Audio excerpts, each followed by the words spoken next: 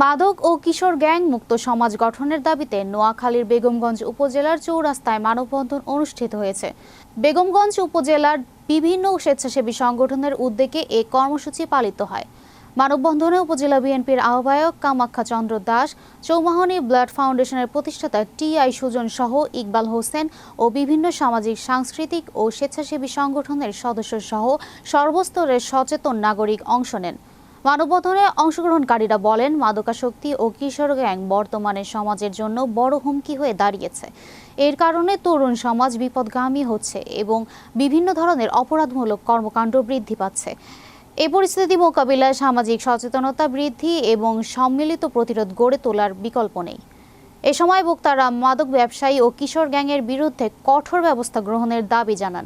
পাশাপাশি পরিবার, শিক্ষা প্রতিষ্ঠান, সামাজিক সংগঠন ও প্রশাসনের সমন্বিত উদ্যোগের মাধ্যমে তরুণদের সুস্থ ও সুন্দর জীবনধারায় ফিরিয়ে আনার আহ্বান জানান তারা।